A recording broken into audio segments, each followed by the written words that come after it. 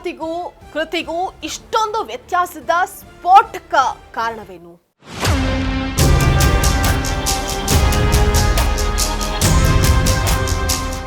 BSY ಮತ್ತು ವಿಜೇಂದ್ರ ವಿರುದ್ಧ ಬಾಯಿಗೆ ಬಂದ ಹಾಗೆ ಯತ್ನಾಳ್ ಮಾತನಾಡೋದು ಯಾಕೆ?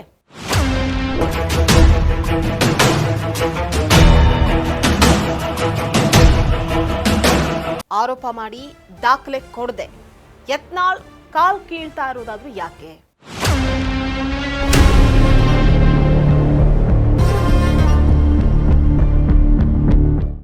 ಹೊಸ ಪಕ್ಷವನ್ನ ಕಟ್ತೀವಿ, ಜೆಸಿಬಿ ತರ್ತೀವಿ, ಎಲ್ಲಾ ಬೊಗಳೆ ಅಲ್ಲದೆ ಮತ್ತಿನ್ನೇನು?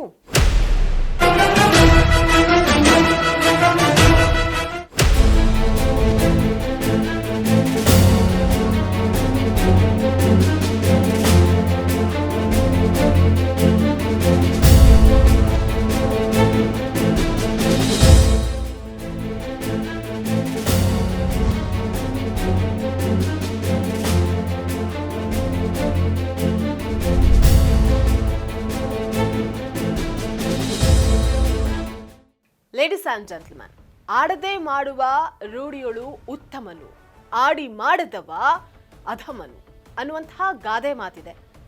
ಈ ಮಾತು ಬಸನಗೌಡ ಪಾಟೀಲ್ ಯತ್ನಾಳ್ ಅವ್ರಿಗೆ ಯಾವ ರೀತಿ ಹೋಲಿಕೆ ಆಗತ್ತೆ? ಯಾಕಂದ್ರೆ ಬಸನಗೌಡ ಪಾಟೀಲ್ ಯತ್ನಾಳ್ ಹೇಳಿರೋದನ್ನ ಇಲ್ಲಿವರೆಗೂ ಕೂಡ ಯಾವುದನ್ನು ಮಾಡಿಲ್ಲ ಅಂತವೇ ಅವರ ಟ್ರ್ಯಾಕ್ ರೆಕಾರ್ಡ್ ಕೂಡ. ಕಣ್ಣಲ್ಲಿ ಯಡಿಯೂರಪ್ಪ ಹಾಗೆ ಅವರ ಮಗ ವಿಜಯೇಂದ್ರ ಅವರ ವಿರುದ್ಧ ಟೀಕಾಸ್ತ್ರ ಪ್ರಯೋಗವನ್ನ ಮಾಡ್ತಾರೆ. ಹೊಸ ಪಕ್ಷವನ್ನ ಕಟ್ತೀವಿ ಅಂತ ಕೂಡ ಹೇಳ್ತಾರೆ. ಜೆಸಿಬಿಯನ್ನ ನುಗ್ಗಿಸ್ತೀವಿ ಅಂತ ಹೇಳ್ತಾರೆ. ಭ್ರಷ್ಟಾಚಾರದ ದಾಖಲಾತಿಗಳನ್ನ ಬಿಡುಗಡೆ ಮಾಡ್ತೀನಿ ಅಂತಾರೆ. ಆದ್ರೆ ಆ ಎಲ್ಲ ಮಾತುಗಳು ಯಾವುದೂ ಕೂಡ ಇದುವರೆಗೂ ಕಾರ್ಯರೂಪಕ್ಕೆ ಬರ್ತಾನೆ ಇಲ್ಲ. ಅವರ ಕೆಲಸಗಳು ಇದುವರೆಗೂ ಸದ್ದನ್ನ ಮಾಡಿಲ್ಲ. ಅವ್ರ ಬಾಯಿ ಮಾತ್ರ ಆಗಾಗ ಖಾಲಿ ಡಬ್ಬಾ ತರ ಸೌಂಡ್ ಮಾಡ್ತಾನೆ ಇರುತ್ತೆ. ಹೀಗಾಗಿ ಯತ್ನಾಳ್ ಒಂದು ಉತ್ತಮ ನಾಯಕತ್ವದ ಅವಕಾಶವನ್ನ ಕಳೆದುಕೊಳ್ಳುವಂತಹ ದಾರಿಯಲ್ಲಿದ್ದಾರೆ. ರಾಜಾಹುಲಿ ಯಡಿಯೂರಪ್ಪ ವಿರುದ್ಧ ಅಬ್ಬರಿಸಿ ಬೊಬ್ಬೆರಿದು ಸೈಲೆಂಟ್ ಆದ ಯತ್ನಾಳ್ ಮುಂದಿನ ಗುರಿ ಯಾವುದು, ದಾರಿ ಯಾವುದು? Welcome to wanted with Nishchitha. ಇದು ನೆಲ ಜಲ ಭಾಷೆಗಾಗಿ ಪ್ರಾಮಾಣಿಕ ಪತ್ರಿಕೋದ್ಯಮ.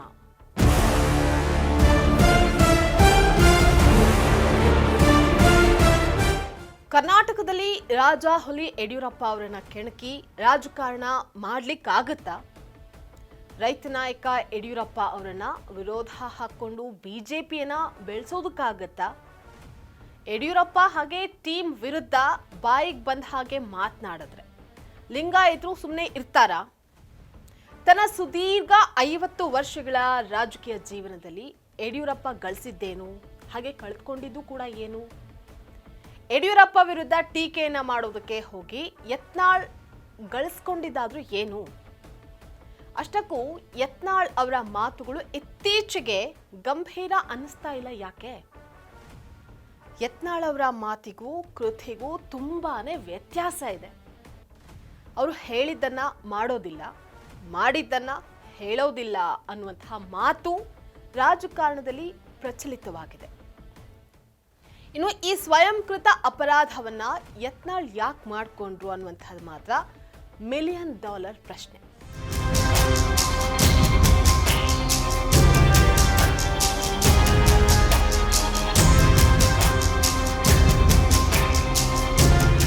ಯತ್ನಾಳ್ ಯಡಿಯೂರಪ್ಪ ಅವರ ವಿರುದ್ಧ ಈ ಮೊದಲಿನಿಂದಲೂ ಕೂಡ ಹೋರಾಟವನ್ನ ಮಾಡಿಕೊಂಡು ಬಂದಂತಹವರು.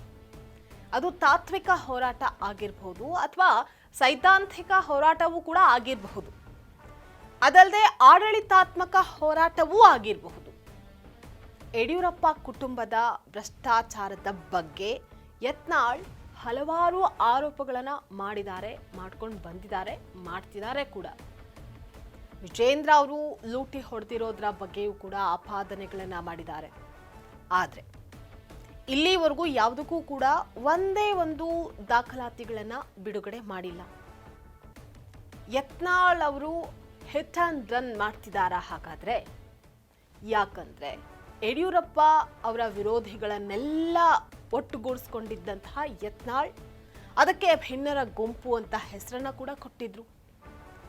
ರಮೇಶ್ ಜಾರಕಿಹೊಳಿ, ಅರವಿಂದ ಲಿಂಬಾವಳಿ, ಕುಮಾರ್ ಬಂಗಾರಪ್ಪ, ಪ್ರತಾಪ್ ಸಿಂಹ, ಈಶ್ವರಪ್ಪ ಹೀಗೆ ಮುಂತಾದವರ ತಂಡವನ್ನ ಕಟ್ಟಿಕೊಂಡು ಯಡಿಯೂರಪ್ಪ ವಿರುದ್ಧ ಸಮರವನ್ನ ಸಾರಿದ್ರು. ಆದರೆ ಇದರ ಪರಿಣಾಮ ಮಾತ್ರ ಏನೂ ಕೂಡ ಆಗಲಿಲ್ಲ. ಅಷ್ಟರ ಮಟ್ಟಿಗೆ ಯತ್ನಾಳ್ ತಮ್ಮ ಪ್ರಾಮುಖ್ಯತೆಯನ್ನ ಕಳೆದುಕೊಂಡಿದ್ದಾರೆ.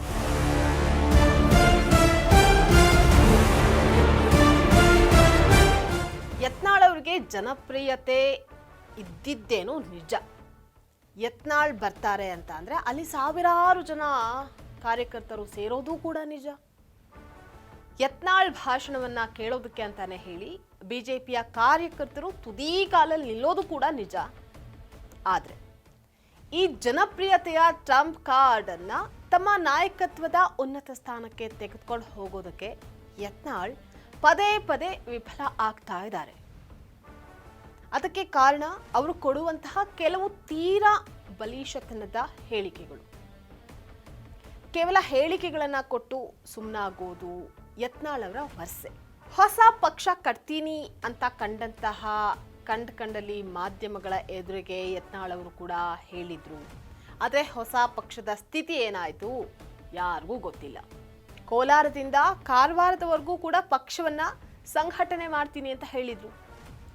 ಹಿಂದುತ್ವದ ಆಧಾರದ ಮೇಲೆ ಪಕ್ಷವನ್ನ ಕಟ್ತೀನಿ ಅಂತಾನೂ ಕೂಡ ಹೇಳಿದ್ರು. ಆದ್ರೆ ಅದ್ರ ಬಗ್ಗೆ ಈಗ ಸದ್ಯ ಸುದ್ದಿನೇ ಇಲ್ಲ. ಆ ಸಂದರ್ಭದಲ್ಲಿ ಆ ಟೈಮ್ಗೆ ಅನುಗುಣವಾಗಿ ಏನಾದ್ರೂ ಒಂದನ್ನ ಹೇಳಿ ಅಲ್ಲಿಂದ ಕಾಲ್ ಕೀಳುವಂತಹ ಅಭ್ಯಾಸವನ್ನ ಯತ್ನಾಳ್ ಮಾಡ್ಕೊಂಡಿದ್ದಾರೇನೋ ಅಂತ ಅನ್ಸುತ್ತೆ.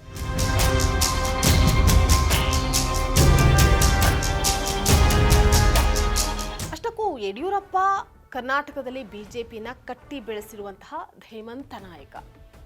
ಭ್ರಷ್ಟಾಚಾರದ ಆರೋಪಗಳು ಇಲ್ಲ ಅಂತ ಏನಲ್ಲ, ಆದರೆ ಯಡಿಯೂರಪ್ಪ ಅವರ ವಿರುದ್ಧ ಆರೋಪಗಳನ್ನು ಮಾಡುವಂತಹ ಸಂದರ್ಭದಲ್ಲಿ ಅದಕ್ಕೆ ಆದಂತಹ ಪೂರಕವಾದ ದಾಖಲಾತಿಗಳನ್ನು ಒದಗಿಸುವಂತಹ ಒಂದು ಸಾಮಾನ್ಯ ಪ್ರಕ್ರಿಯೆಯನ್ನು ಕೂಡ ಯತ್ನಾಳ್ ಮಾಡಲಿಲ್ಲ. ಹಿಟ್ ಅಂಡ್ ರನ್ ರೀತಿಯಲ್ಲಿ ಆರೋಪಗಳನ್ನು ಮಾಡಿ ಸುಮ್ಮನಾಗ್ತಾ ಇದ್ರು. ಹೈಕಮಾಂಡ್ ಕೂಡ ಯತ್ನಾಳ್ ಅವರ ವರ್ತನೆಯನ್ನು ಖಂಡಿಸಿ ಅವರನ್ನ ಬಿಜೆಪಿಯಿಂದ ಸಸ್ಪೆಂಡ್ ಕೂಡ ಮಾಡ್ತು. ಆದ್ರೆ ಯತ್ನಾಳ್ ಅವರ ಅವಶ್ಯಕತೆ ಬಿಜೆಪಿಗೆ ಇದೆ ಅನ್ನುವಂಥದ್ದು ಕಾರ್ಯಕರ್ತರ ಮನದಾಳದ ಮಾತು. ತನ್ನದೇ ಆದ ವ್ಯಕ್ತಿತ್ವವನ್ನು ಹೊಂದಿರುವಂತಹ ರಾಜಕಾರಣಿ ಯತ್ನಾಳ್ ಅವರು ಹಿಂದುತ್ವದ ಪ್ರಖರ ಪ್ರತಿಪಾದಕ, ಹಿಂದೂ ಹೋರಾಟಗಾರ, ಹೃದಯ ಸಾಮ್ರಾಟ. ಹಿಂದುತ್ವದ ಹೆಸರಿನಲ್ಲಿ ಪಕ್ಷವನ್ನ ಒಂದುಗೂಡಿಸುವಂತಹ ನೇತಾರ. ಈ ರೀತಿಯ ಹಲವು ಉಪಮಾನ ಉಪಮೇಯಗಳು ಕೂಡ ಯತ್ನಾಳ್ ಅವರಿಗೆ ಇದೆ. ಆದರೆ ತಮ್ಮ ಹರಕು ಬಾಯಿಂದ ಮಾತನಾಡಿದ್ದನ್ನ ಮಾಡೋದನ್ನ ಮಾತನಾಡದೆ ಯತ್ನಾಳ್ ತಮಗಿರುವಂತಹ ವರ್ಚಸ್ಸನ್ನ ಹಾಳು ಮಾಡ್ಕೊಳ್ತಾ ಇದ್ದಾರೆ.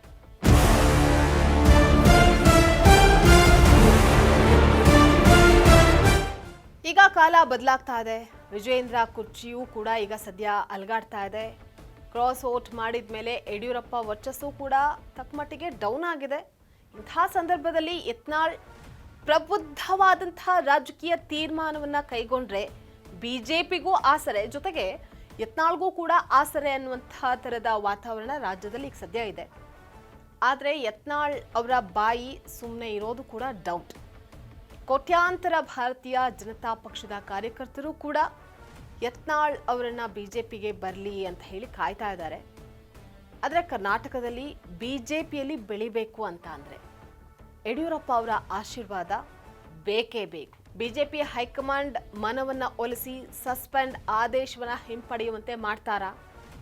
ಯತ್ನಾಳ್ ಬಿಜೆಪಿಗೆ ಬೇಕೇ ಬೇಕು ಅನ್ನುವಂತಹ ವಾತಾವರಣವನ್ನ ನಿರ್ಮಾಣ ಮಾಡ್ತಾರಾ? ಕಾದ್ ನೋಡ್ಬೇಕಾಗಿದೆ. ಇದಾಗಿತ್ತು ವಾಂಟೇಜ್ ವಿತ್ ನಿಶ್ಚಿತ. ಎಕ್ಸ್ಕ್ಲೂಸಿವ್ ರಾಜಕೀಯ ಸುದ್ದಿಗಳು ಹಾಗೆ ವಿಶ್ಲೇಷಣೆಗಾಗಿ ನೋಡ್ತಾ ಇರಿ ಫೋಕಸ್ ಟಿವಿ.